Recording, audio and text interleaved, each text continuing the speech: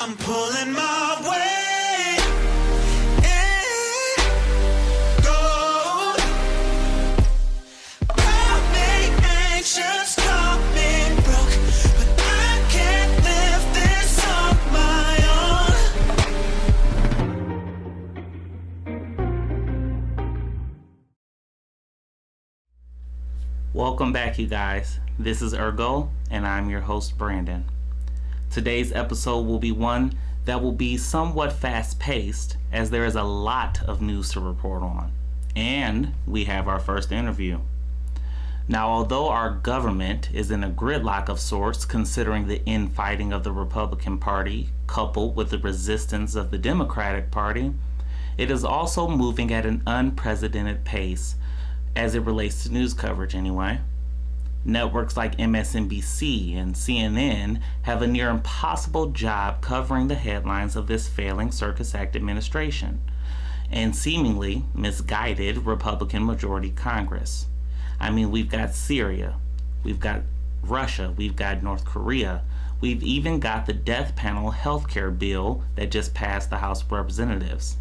And we have the grandest jest of them all, Donald Trump at the forefront, declaring things like Wisconsin being a border state to Canada, when in fact it's not, and declaring that former President Andrew Jackson would have prevented the Civil War, even though he died 16 years prior to the start of the Civil War. So yes, there's a lot to shine the light of truth on with the current status of the American government. But what's even more crucial is what is being done behind the scenes. That's why this segment is called What's Done in the Dark. Because things that happen behind closed doors, vis-a-vis in the dark, are usually the most corrupt and usually have the most impact. With that said, this segment will shine the light on some executive orders and legislation and events that receive little to no news coverage. Let's begin. April 28, 2017, Donald signed an executive order that establishes the American Technology Council. This council will work to transform and modernize government and its way of delivering information technology and digital services. Now, this all sounds innocent enough, but what is the point when government officials like Donald are clearly well on track with Twitter and social media outlets? Wouldn't it be safe to reason that they're already up to date on information technology? Furthermore, what digital services and information can be delivered from the government, seeing that most of this information is either classified or being hidden by the various agency heads that Donald has appointed? On April 26, 2017, the executive order enforcing statutory prohibitions on federal control of education was signed. This basically orders the Secretary of Education, the Jim Betsy DeVos, to review any rules set by the Obama administration relating to federal government regulation on education, and to rescind those rules. Now, the argument of state and federal regulation of education has been ongoing since before I have been alive, but I, as an adult now, must say this. I feel that education should be nationally standardized and federally managed without question.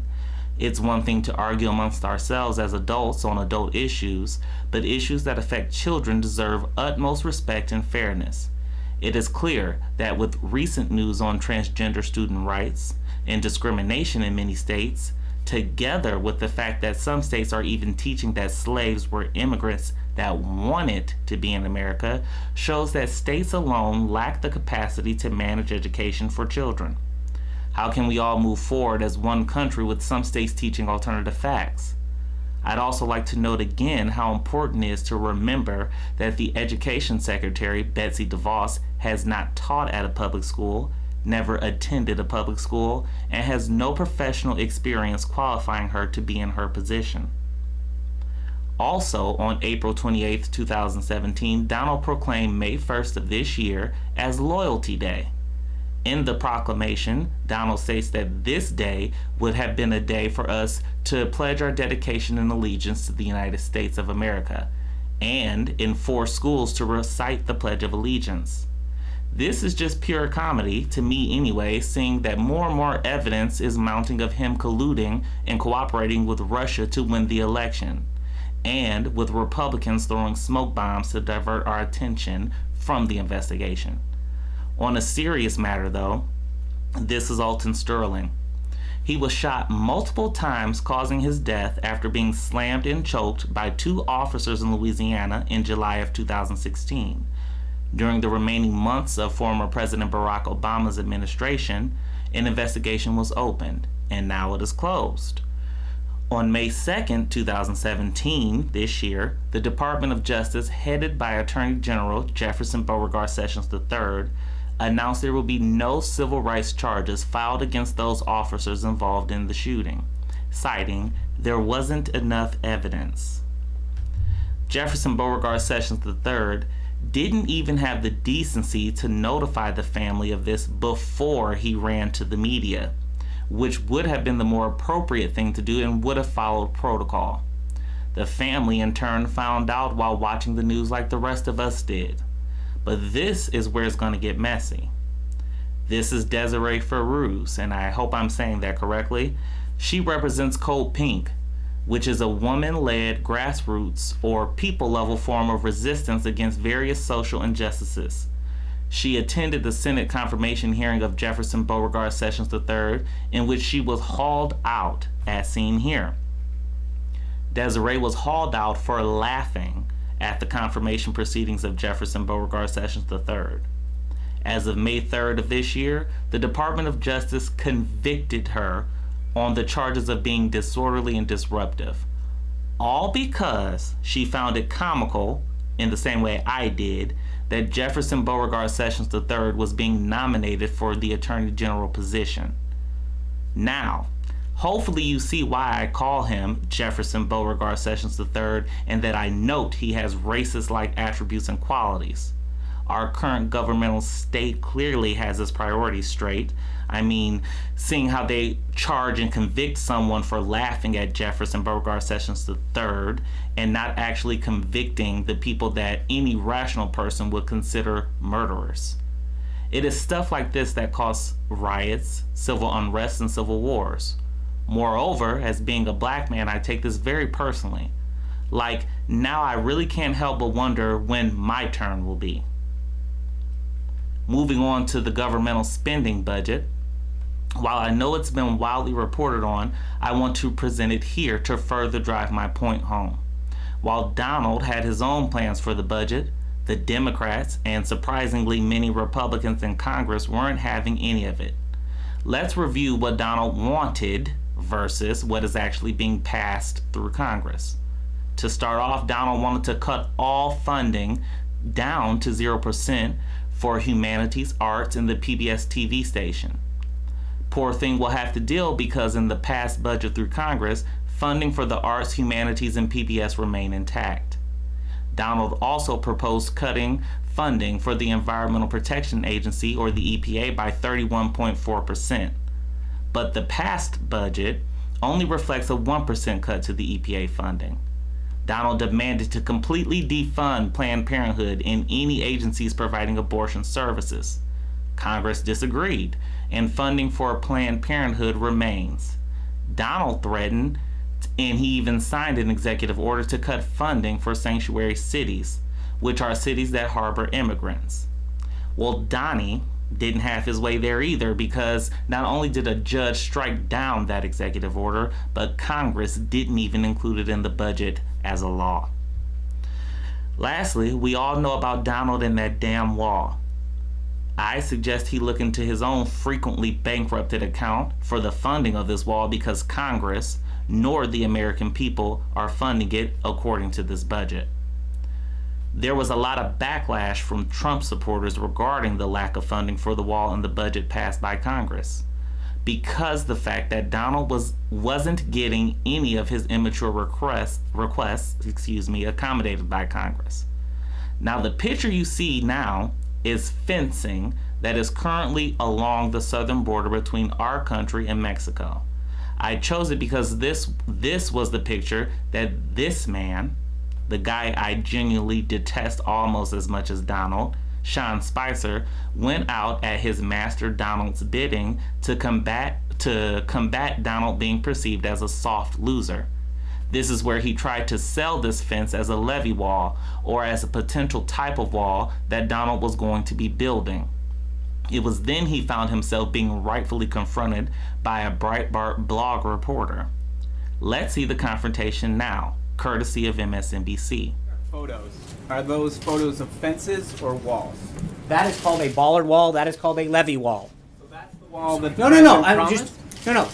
There are various types of walls that can be built in Rio Grande Valley. So you're basically just telling supporters, the president's supporters, to be satisfied with this existing tough guy fencing until he's ready to build the wall. No, what I'm telling anybody is that the president said he was going to build a wall, and he's doing it. He's using the best technology, and what the Department of Homeland Security under Secretary John Kelly says is the most effective way to keep people out, to stop drugs, to stop cartels, to stop human trafficking, and to prevent illegal immigration. That's what I'm telling you. Now I'm going to unpack this very quickly.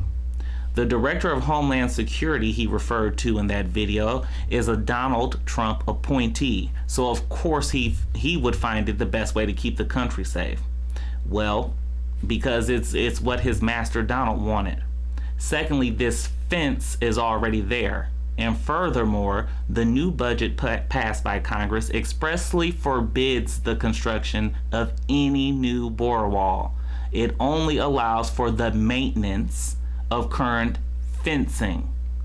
Lastly, a levee wall is used to prevent flooding and regulate water levels, not prevention of illegal immigration, as Shanzi was trying to allude to.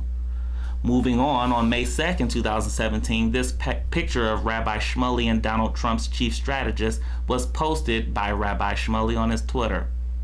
Some of you may be asking what's the point, and that's understandable. But if you take a closer look, you will see the dry erase board behind them. Inquiring minds like myself wanted to know what it said, so I zoomed in for a closer look. And as you can see, the board is a to-do list, I'm assuming for the failing Circus Act administration, of course.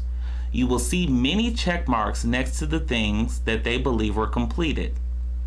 But in reality, they were actually struck down or debunked in every way possible. However, looking even closer, I noticed the line, proposed passage of the Davis-Oliver Act.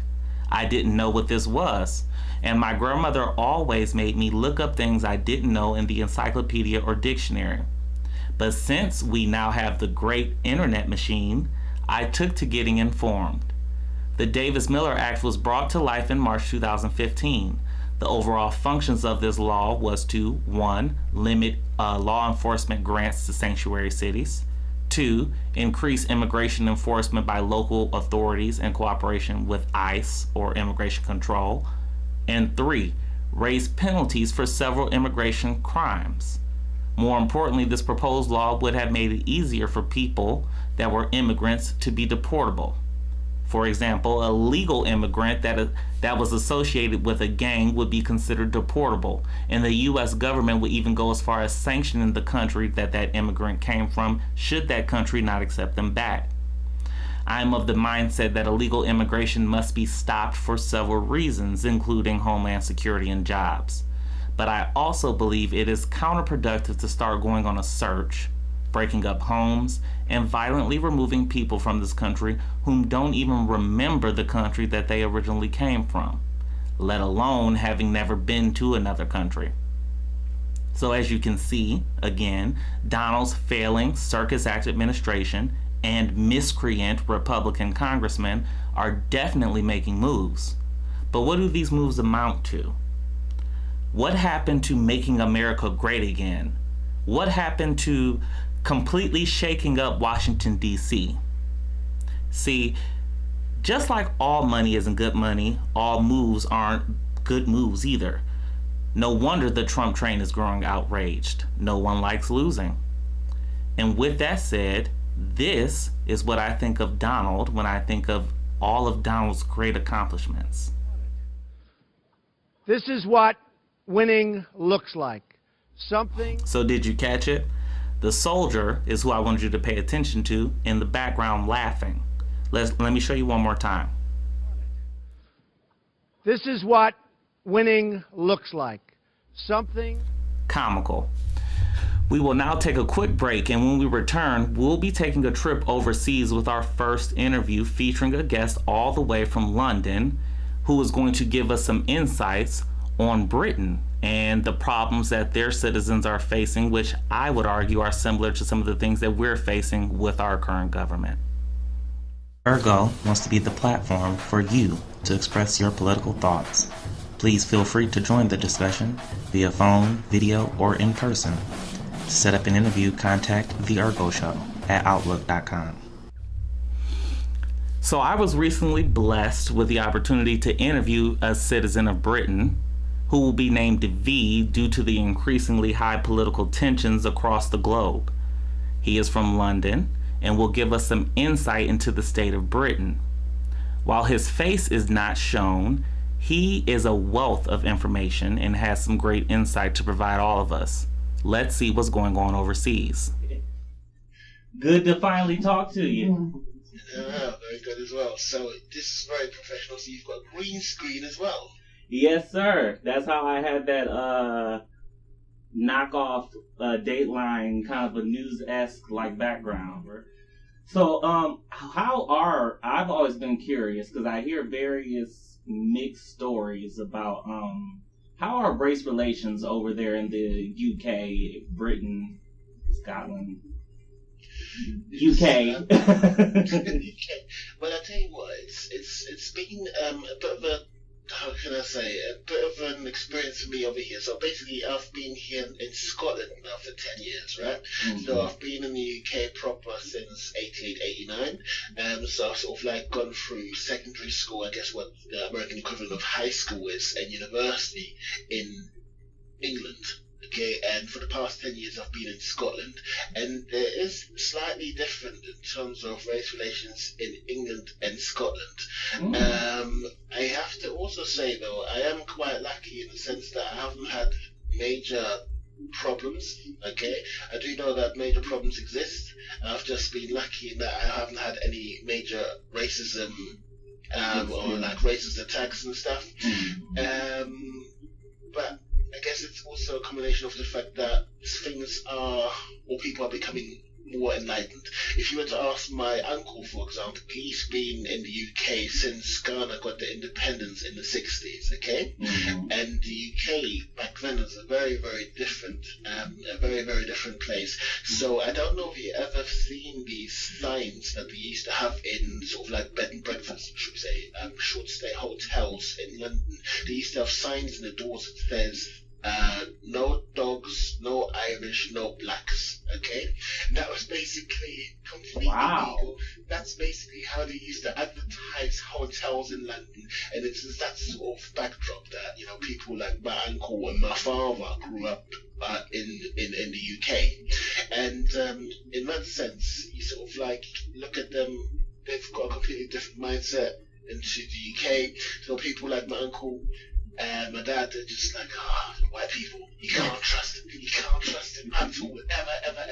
I mean, they've never said it, okay, but I'm sure they're sort of like looking at me and my life choices, and they probably wish that I'd got like a Ghanaian partner, okay? it just hasn't happened.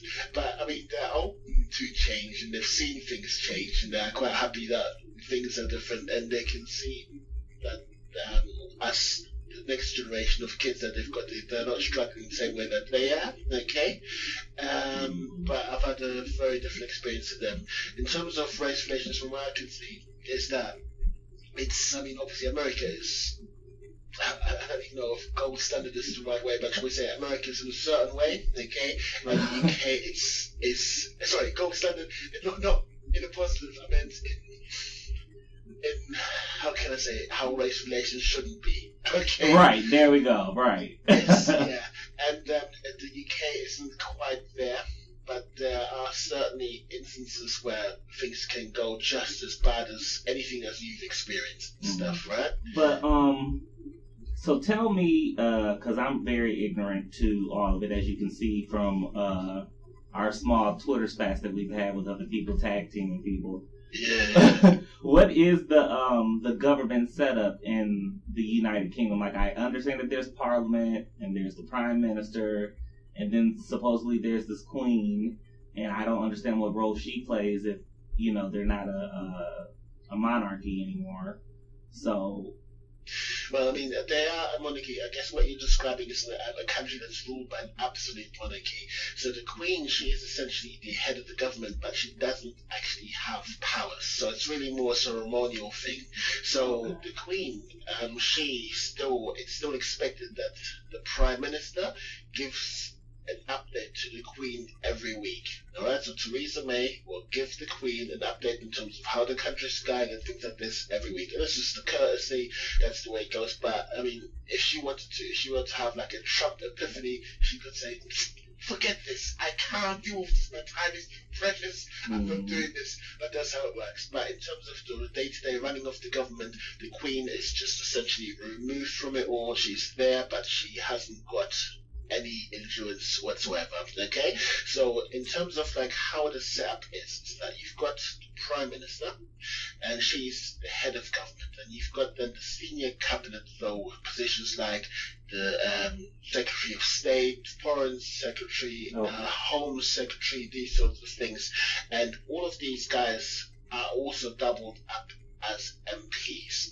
The UK, oh gosh, you don't quote me on this, but there are a certain number of constituencies. So the country is divided into constituencies. I don't know how many there are. Maybe I should have Googled that beforehand. But each constituency has got an MP, and each MP is entitled then to represent that constituency, and you are then sitting in the House of Commons, and that's where they basically have their weekly meetings in London, at the House of Commons. In terms of how this basically looks for us, in terms of like changing the government, for example. So Theresa May is just called a snap election.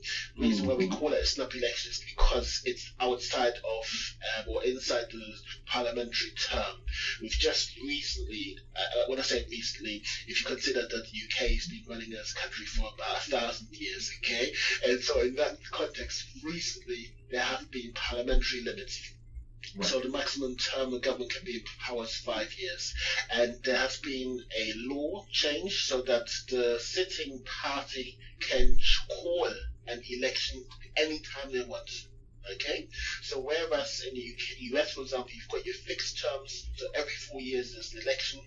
In the UK, maximum term is 5 years, but if the mood fancies strikes the Prime Minister, she can say, you know what, I've looked at the polls, I feel that if we were to win, if we were to call an election right now, we've got a very good chance that we're going to win, so that's what we're going to do right now. And that's what Theresa May has done. What do you feel are, because I really don't understand how it all came about, but what do you feel are the driving factors, or what was the issue that drove Brexit to be like the main, what made it happen, essentially? Okay.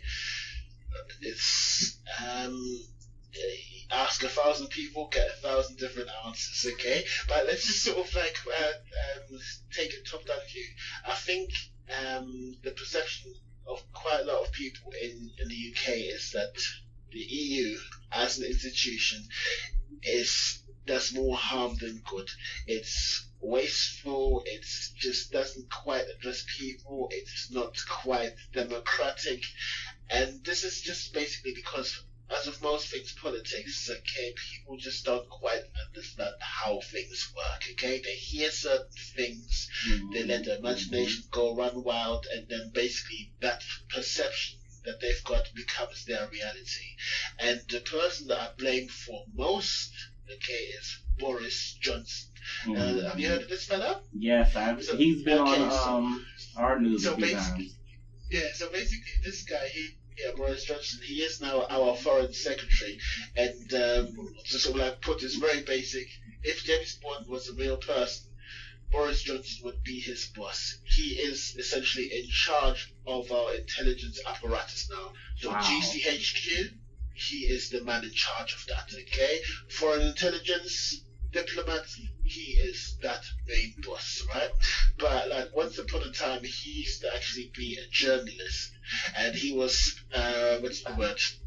he was stationed in Brussels reporting on the EU, and he's just always been a guy who's just not been a fan of the EU, and so he used to essentially report on the EU, the things that they used to do, the directives that they would do that would essentially encompass all of Europe. And he would, as an example, I've got like one headline here where the European Development Fund offers aid to the poorest countries in forms that are more likely to deliver results for the local people.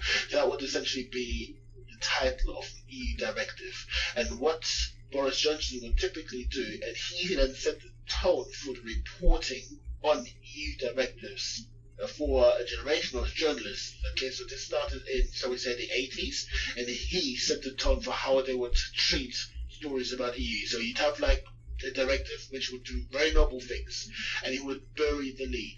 The lead for this story would be is that 20 million kids have been immunized against childhood diseases, 15 million kids have got access to clean water, that sort of thing, and he would focus on frivolous things which aren't even applicable to this particular directive. So, like off the top of my head, is because the European Development Fund, it doesn't just focus on third world countries. It also focuses on other countries in Europe, where they would teach them skills like circus act, how to become a circus artist, that sort of thing, and they would conflate stories which just don't make any sense. So, if you are a person who's thinking of what does a country in Africa need, Boris Johnson would write a story where he would mix what they would be providing for kids in France, money to become a circus troupe, and he would then write us, this is what's happening in Zimbabwe or in Uganda or in Malawi. And suddenly people are starting to think that these guys, the EU, they're just not serious. What if there was an EU directive, for example, on what sort of pesticides could be used? It's just so that the whole of the EU doesn't get poisoned by, there has to be a framework which works for the whole of the EU. And he would then basically look at this and then suddenly say something like, oh, the EU doesn't trust us to be able to look after our crops, they are sort of overreaching and they are trying to tell us how to live, and this is not right. We are British, we know what to do. This is how I think he was able to sort of like lay the foundations for this distrust, this distaste for the EU.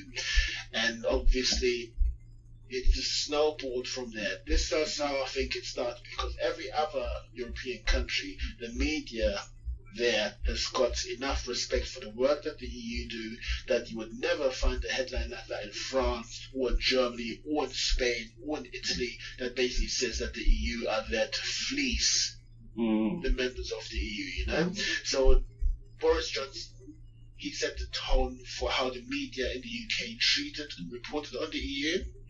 Once they set the tone and once it became fashionable to just laugh at what the EU does, it just became easier and easier to overlook all the positives that they do. And then, of course, as time has gone on and certain things have happened, I've got to be careful how I express this here, because I don't necessarily want to blame certain people for Brexit, but it was just easier to frame it so that the others, are being allowed to come into the country via the EU, that sort of thing. And it then, I think for the last referendum, it was framed in such a way that says that if you want foreigners to stop coming into the country, if you want the money, the membership fees to the EU to stay in the UK, you want to leave Brexit. So there were a whole bunch of lies. There's just no other way of saying it. I don't know if you've seen this famous bus that we had running around the country. So they had a great big red bus that said that the UK spends about £350 million a week on membership to the EU. We could use that £350 million and spend it on our National Health Service to provide us with doctors, hospitals, that sort of thing. This is a great big message that was sent around the whole country. Everybody saw this bus, and a lot of people believed that this is what was going to happen. That once we leave the EU, that money is going to go into the NHS. And, yes, as you're shaking your head, it is exactly it. Anybody that's any right-thinking person would know this is complete and utter lies. It's propaganda and exactly, lies, right? Yeah, and this is exactly what's happened. So people were misinformed. They didn't know how the EU works. They still don't know how the EU works. They were promised that stepping outside of the EU would retain the standard of living. It wouldn't have any lasting damage. We would actually become better off. These are the sort of promises that people were made. Okay, so a whole bunch of people believe different facets of this lie, and here we are outside of the EU. And this interview went so well that it turned into a full 2-hour conversation, which is why the scenes were edited as they were. And I thank V again for participating. I hope you enjoyed that interview. And again, I would like more interviews with you, the people. Your voice is power, no matter what side of the political spectrum you're on. If you disagree with me, fine. Let's discuss and debate the issues. If you agree with me, maybe you can give different viewpoints that I am unable to point out. Please feel free to contact me to set up an interview at your leisure. In the meantime, let's take another quick break, and when we return, we will cover the Viewer's Choice segment. In addition to seeking interviews with you, I'm seeking your input as well, America. Head on over to www.theergoshow.com and participate in the Viewer's Choice poll, where every Sunday I will post a new poll for you, the people, to vote on what topic you would like me to cover in the next episode. Hurry though, the polls will close every Wednesday. Remember, the key is to be activated, informed, and involved. For this episode, as promised, I am presenting the Viewer's Choice segment. The winning topic for this week's poll was separation of church and state.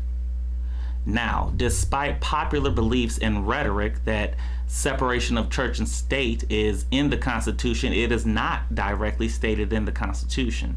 Instead, separation of church and state is a principle that the United States government will maintain an attitude of neutrality for all things concerning religion.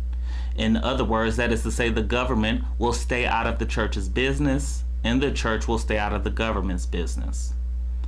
Well, they're supposed to anyways. While it is not stated directly in the Constitution, separation of church and state is at the minimum implied through the Establishment Clause and the Free Exercise Clause of the United States Constitution. The Establishment Clause states that Congress shall make no law respecting an establishment of a religion.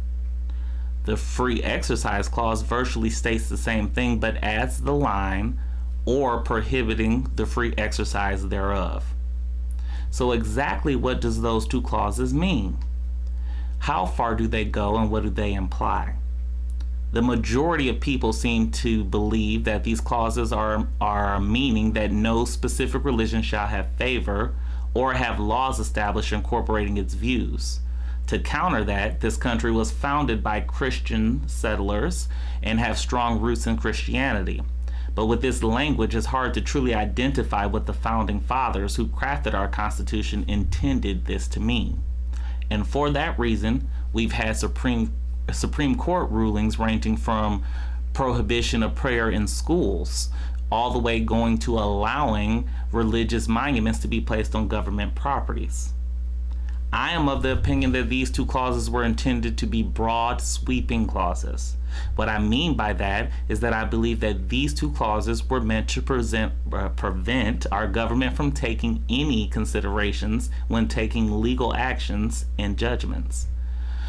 More specifically, we should not have laws that prevent abortion that is based on Christian literature.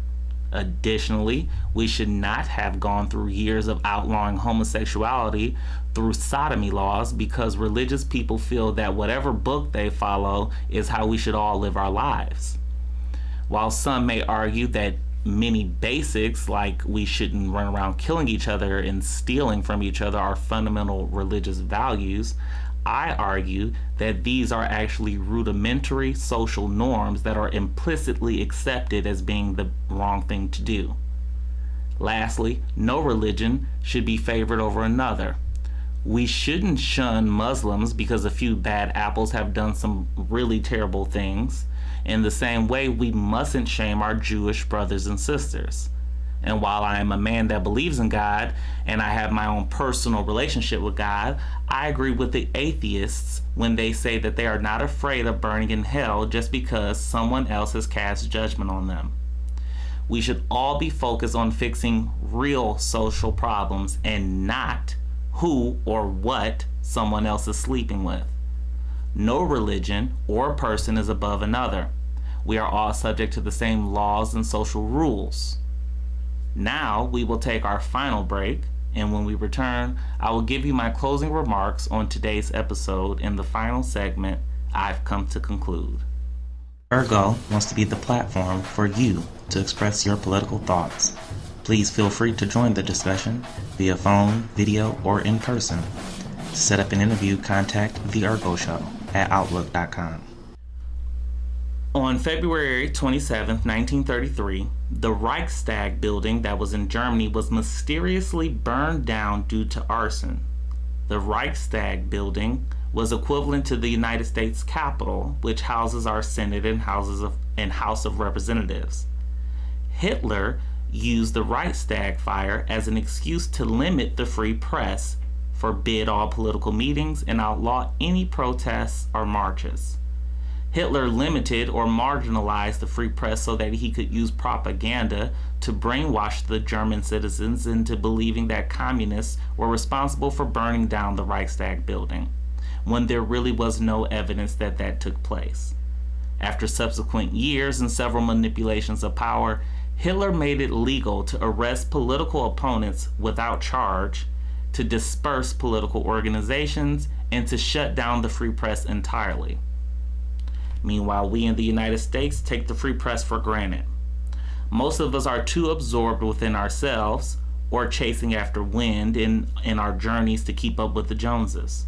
I take personal issue with that because everyone always loves to complain when things don't go their way or when the government does things that adversely affects them.